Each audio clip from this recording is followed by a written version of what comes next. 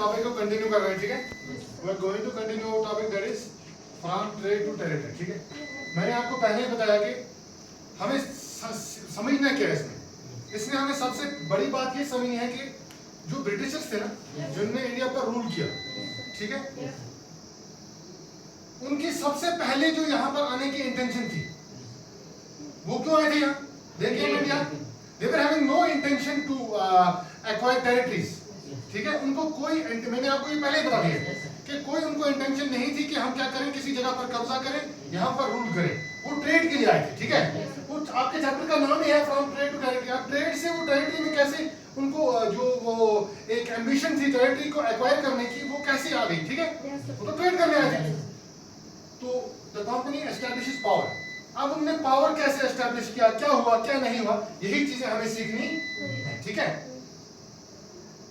अच्छा, हम ब्रीफली थोड़ा सा रिवाइज करते हैं। मैंने बोला था कि औरंगजेब जो था, जो मुगल एम्पायर था, वो 1777 में उसकी डेथ हो गई। दैट मींस इन द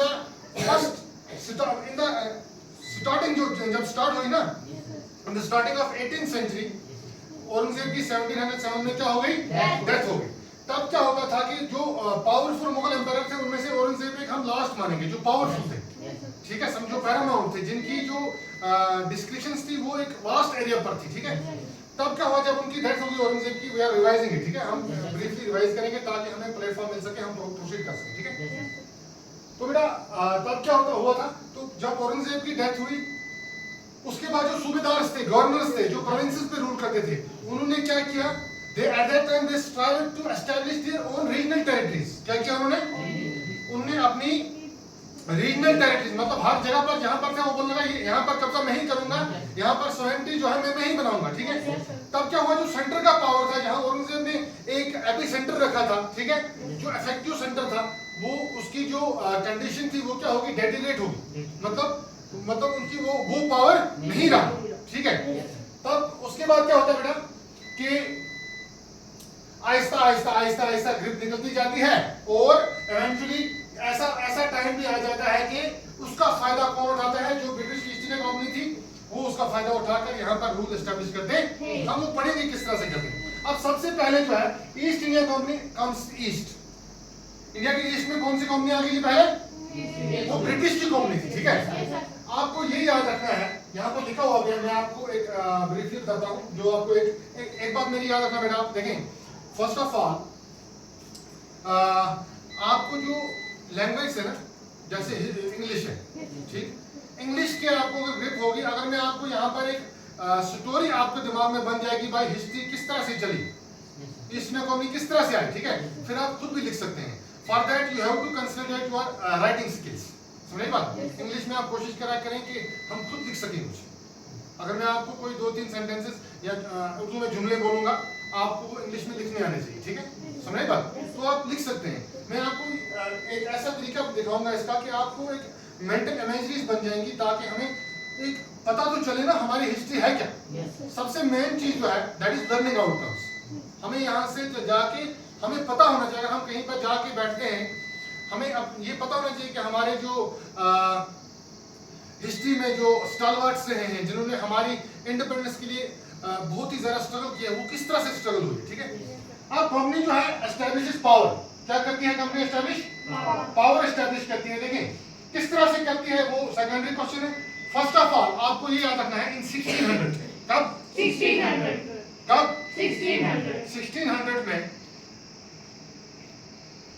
जो क्वीन एलिजाबेथ I थी इंग्लैंड की, उसने एक चार्टर के थ्रू डिस्क्रिप्शंस दे दी, किसको, राइट्स दे दी, किसको, ईस्ट इंडिया कंपनी को, कि हमारी कंट्री की जो है, हमारे नेशन की जो है, वो आप भी एक ईस्ट इंडिया कंपनी है, जो जहां वहां पर जाके इंडिया के साथ, ईस्ट के साथ ट्रेड कर सकती है। ये राइट्स किसने दिए, ईस्ट इंडिया कंपनी। समझे बात? वो वहां पर क्या थे, उसको मोनार्क। तो आपको ये याद रखना है कि 1600 में राइट्स मिल गई किसको, एक जनरल चार्टर जो था उसके थ्रू राइट्स मिल गई किसको, ईस्ट इंडिया कंपनी को, क्या करने के, ट्रेड करने के एक्सक्लूसिव राइट्स मिल गए। एक्सक्लूसिव राइट्स का मतलब है और किसी को वो राइट्स नहीं थे। लेकिन अब हम जब ये देखते हैं कि इसमें सब कुछ ये लिखा है कि देखो अब ये कंपनी क्या करने लगी, यहां से चीप रेट्स पर चीजें खरीदने लगी, और जहां यूरोपियन कंट्रीज थी उसमें किन रेट्स पर जाके बेचने लगी, हाई रेट्स पर, तो ढेर रेट्स पर, समझ बात।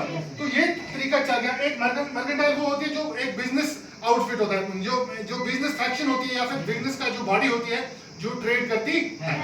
ये राइट्स इनको मिल गए, लेकिन आपको ये बात हमेशा याद रखनी, फिर तो आसानी हो गई थी उनके लिए, उनको बैरियर्स नहीं थे। अगर फॉर एग्जांपल मेरी मोनोपोली है किसी जगह पर, मेरी एक शॉप है यहाँ पर, फॉर एग्जांपल मैं हूँ, मेरी शॉप एक है, मैं बोलूंगा यहाँ पर मेरे कैफे है, ठीक है, एक ही कैफे है, जिसको ऑर्डर करना होगा वहीं से करवाएगा ना। अगर दूसरे हो जाएंगे फिर कंपटीशन हो जाती है, हो जाती है। ईस्ट इंडिया कंपनी ने अपनी इसको, सॉरी ब्रिटिशर्स ने, इंग्लैंड ने, क्वीन एलिजाबेथ वन ने इसको क्या दे दिया, राइट्स दे दिए कि आप क्या करो, ट्रेड करो, किसके साथ, east India company. East India company को राइट्स दे दिए, ईस्ट में इंडिया के साथ आप ही ट्रेड करो हमारी कंट्री से। लेकिन आप तो बोलोगे फिर तो उस कंपनी को प्रॉब्लम में कुछ नहीं हुई, लेकिन मसला क्या हुआ कि जो दूसरी कंट्रीज थी, यूरोपियन कंट्रीज, फॉर एग्जांपल पुर्तगाल और फ्रांस और बेल्जियम और स्पेन, ये जो कंट्रीज थी ना, देखो डच, ये जो कंट्रीज थी जो इनकी ट्रेडिंग यूनिट्स थी, उनको तो चार्टर का कोई असर नहीं था ना। फॉर एग्जांपल मैं आपको बोल रहा हूँ कि इंडिया में इंडियन पार्लियामेंट जो है, लॉ मेकिंग बॉडी जो है, वो एक बिल पास करते हैं, एक लॉ बनाते हैं, वो किस पर, हम only Indian citizens are abided to follow that law ना। समझे बात। अगर हम दूसरी कंट्री को बोलेंगे भाई यहाँ पर तो आप, वो बोलेगा ये तो आपकी कंट्री में, समझे बात। तो वो जो उन्होंने चार्टर के थ्रू जो राइट्स दिए थे, एंटाइटलमेंट्स दी थी, डिस्क्रिशंस दी थी, वो किसको दी थी, इंग्लैंड, ईस्ट इंडिया कंपनी ने ईस्ट इंडिया कंपनी को दी थी, लेकिन वो खाली इंग्लैंड की थी। अब दूसरी कंट्रीज की जो कंपनीज थी, ट्रेडिंग यूनिट्स थी, ट्रेडिंग फैक्शंस थी, ट्रेडिंग बॉडीज थी, उनको तो ट्रेड करने से नहीं रोक सकते थे ना। इसीलिए आपको याद रखना है, वो दूसरी कंट्रीज की जो ट्रेडिंग बॉडीज थी वो भी यहाँ पर क्या हो गया, आ गई, ठीक है। इतना पहले कि 1908 में वास्को डी गामा जो पोर्तुगीज थे, जो उन्होंने तो सी रूट डिस्कवर कर लिया था इंडिया जो इंडिया को कनेक्ट करता है, ठीक है, समझे बात। अगर आपको कोई क्वेश्चन आएगा, who discovered sea route to India, Vasco da in 1498, this is this, ठीक है, वो पोर्तुगीज था, ठीक है।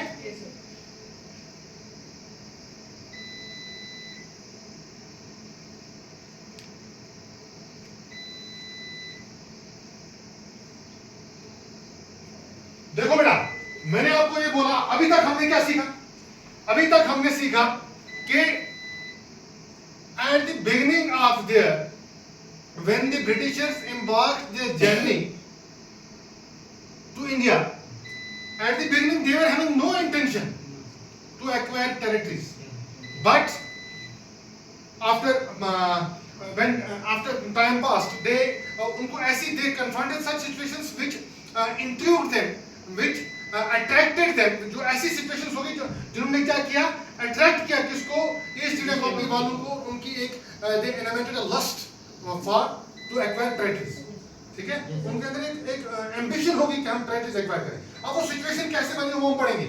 उसके बाद मैंने ये बोला कि 1600 में ईस्ट इंडिया कंपनी को राइट्स मिल गए, क्या मिल गए, चार्टर के थ्रू, है ना, राइट्स मिल गए, जो वहां के जो रूलर्स थे उन्होंने दिए 1600 में, आप एक्सक्लूसिव राइट्स मिल गए ईस्ट इंडिया कंपनी को ट्रेड करने के लिए इंडिया के साथ, ठीक है। लेकिन क्या होता है कि दूसरी कंट्रीज की जो ट्रेडिंग कंपनीज हैं, उनको ये अवॉइड नहीं थी कि आप, हम नहीं जाएंगे।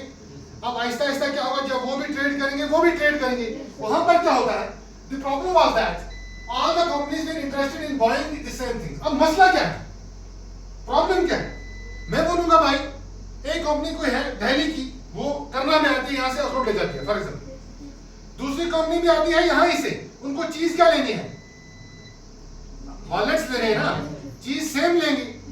अगर चीज सेम, अगर एक को एप्पल्स लेने होते, दूसरे को वॉलनट्स लेने होते, उनको कोई प्रॉब्लम होती, कंपटीशन होता। जब सेम चीज लेनी होती है ना, सेम, तब प्रॉब्लम होती, तब कंपटीशन होती, समझेगा। अगर हम रेस के, मतलब एक 100 मीटर रेस होगी, उसमें हमें गोल 10 प्लेयर्स हैं, हम गोल तो एक को अचीव करना है, फर्स्ट को एक, तभी तो कंपटीशन होती है। अब क्या होता है, तो प्रॉब्लम ये थी कि कंपनी जो थी वो एक ही चीज खरीदने में इंटरेस्ट रखती थी, समझेगा। डिफरेंट कंपनी, डच कंपनी जो थी, फ्रांस की जो थी, ठीक है, फ्रेंच कंपनी जो थी, ठीक। The fine qualities of cotton and silk produced in India had a big market in Europe. याद रखना। जो यहां पर कॉटन जो था, cotton and silk produced in India, जो सिल्क और कॉटन इंडिया में बनता था ना, उसकी यूरोप में बहुत ज्यादा कीमत थी। समझ रही बात? कहां पर कीमत थी जरा? किसकी? कॉटन और सिल्क की। आप एक बात मेरी याद रखना, जब भी आप ये हिस्ट्री के बारे में पढ़ेंगे, आपको तो ये चीजें याद रखनी है। कॉटन था जो यहाँ से ले जाते थे, ये तो कॉमन, ये तो एक आपको इमेज बना के रखनी है भाई, ये तो चेंज नहीं हो सकता है। ये कॉटन था, सिल्क, इसमें स्पाइसेस थे, मसाले, ठीक है, वो भी बहुत सारे ले जाते थे यहाँ से वहां, जो यहाँ पर बनते थे, ठीक है। पेपर, क्लोव्स, कार्डमम, सिनेमन, इलायची देखी है, कार्डमम उसको बोलते हैं, सिनेमन हो गया दालचीनी, देखी है, ठीक है, वो ले जाते थे जिसको सिंपल। क्लोव्स किसको बोलते हैं? लौंग। पेपर किसको बोलते हैं? उन्होंने निकी मर्जी वो, हाँ, ये भी ये स्पाइसेस जो थे, ये भी यूरोप में बड़ी डिमांड थी। अब मिलते कहां से थे? इंडिया से, ठीक है। Competition amongst the European companies inevitably pushed up the prices at which these goods could be purchased and this reduced the profits that could be earned. देखो अब क्या होता है, जो कंपनीज में कंपटीशन लग गई, एक ही चीज है, मसाले सबको ले जाती है कंपनीज, उनमें अब उसमें क्या चल गई, फिर कंपटीशन चल गई, क्या चल गई, उससे प्राइसेस क्या हो गई, बढ़ गई। समझ आई बात? And this reduced the profit that could be earned. The only way the trading companies could flourish was by eliminating rival competitors. अब क्या होता है बेटा, अब फ्रांस की कंपनी है, एक ब्रिटिश की है, एक फॉर एग्जांपल हम बोलेंगे जर्मनी की है या किसी और कंट्री के। अब उनको आपस में क्या चल गया, कंपटीशन चल गया। अब क्या करते हो, उसका इलाज क्या था? उसका इलाज ये था कि वो अगर दूसरे को खत्म करेंगे तभी वो फ्लोरिश हो पाएंगे ना, तभी उनकी प्रोमिनेंस हो पाएगी ना, तभी उनको एक्सपोनेंशियल जो ये बेनिफिट्स थे तभी मिल सकते हैं ना। वो किस तरह से, अगर उनको प्रॉब्लम हो किस तरह से खत्म कर सकते हैं वो, ताकि वो क्या करें, दूसरी कंपनीज को एलिमिनेट करें, खत्म करें। समझ रही बात? कॉम्पिटिटर्स को मतलब जो उनकी कंपटीशन में थे, राइवल्स थे, ठीक है। The urge to secure markets therefore led to fierce battles between the trading companies. अब क्या होगा, उनको मार्केट्स, एक मैं बोलूंगा भाई कश्मीर में दो कंपनीज आ रही हैं, फ्रांस की और ब्रिटिश की, उनको आपस में जंग चल गई, फियर्स बैटल्स, बहुत ही खतरनाक लड़ाई होने लगी, ठीक है, ताकि वो बोलने कि यहाँ पर मैं कब्जा करूंगा, यहाँ पर मैं कब्जा करूंगा, समझ बात, ताकि यहाँ की जो ट्रेडिंग राइट्स है मुझे मिले, ठीक। So the 17th and 18th centuries, they regularly sank each other's ships, blockaded routes and prevented rival ships from moving with the supplies of goods. Trade was carried on with arms and trading posts were protected through fortification. वो एक दूसरे के ships को डुबाने लगे, एक दूसरे की companies के शिप्स को अटैक करने लगे। और अब क्या हुआ, यहाँ तक हालत नौबत पहुंच गई कि जो जिन शिप्स में ट्रेड का जो गुड्स थी ले जाते थे ना, उनको फोर्टिफाई करने लगे। फोर्टिफाई का मतलब है उनको क्या करने लगे, देखो फोर्टिफाई का क्या मतलब है, अगर मैं बोलूंगा भाई there is our school building has been fortified, मतलब यहाँ पर सिक्योरिटी के बहुत अच्छे इंतजाम हैं। फोर्टिफिकेशन को मतलब है दुश्मन का हमला को बचाने वास्ते कोई इंतजाम करना, सिक्योरिटी लानी, या फिर ऐसी बैरियर्स लाना जो फोर्टिफाई करेगा, बचाएगा, ठीक है, समझे भाई? फोर्टिफाई करने को मतलब क्या है, सिक्योरिटी, मतलब एक शील्ड देना अपनी किसको, सेफ रहने के लिए, ठीक है। तो अब शिप्स जो जाने लगे वो फोर्टिफाई होने लगे। This effort to fortify settlements and carry on profitable trade also led to intense conflict with local rulers. The company therefore found it difficult to separate trade from politics. अच्छा, अब क्या हुआ, जब वो फोर्टिफाई करने लगे अपनी जहां पर चीजें, जो वेयर हाउसेस थे, वेयर हाउसेस किसको बोलते हैं, WARE लिखो, warehouse, WAREHOUSE, warehouse किसको बोलते हैं, इकट्ठा ही। देखो जब हम गोदाम उसको बोलते हैं जहां पर चीजें रखते हैं फिर बेचते हैं, स्टोर इसको बोलते हैं, बहुत बड़ा स्टोर उसको वेयर हाउस बोलते हैं। वो वेयर हाउसेस को भी प्रोटेक्ट करने लगे, उसमें सिक्योरिटी लगाने लगे। अब इंडियन रूलर्स को भी इससे प्रॉब्लम हो गई, क्या हो गई, प्रॉब्लम हो गई। जब प्रॉब्लम होगी तो वो भी तो कॉन्फ्लिक्ट्स हो गए ना, जब कॉन्फ्लिक्ट्स हो गए, मिसअंडरस्टैंडिंग्स होगी, प्रॉब्लम्स होगी, तब पॉलिटिक्स को जन्म मिलता, सियासत बन जाएगी, समझेगा। अब तभी ईस्ट इंडिया कंपनी को जब ये लड़ाइयां लड़नी पड़ी, फोर्टिफाई करना पड़ा, इन चीजों से उसको पॉलिटिक्स में आना ही पड़ा। अब कैसे आना पड़ा, ट्रेड उन्होंने बंगाल में कब स्टार्ट की, कैसे आना पड़ा, ये हम अपने नेक्स्ट लेक्चर में इंशाल्लाह समझेंगे। ठीक है, समझे बात? इसमें से जो वर्ड्स हैं तो वो आप देख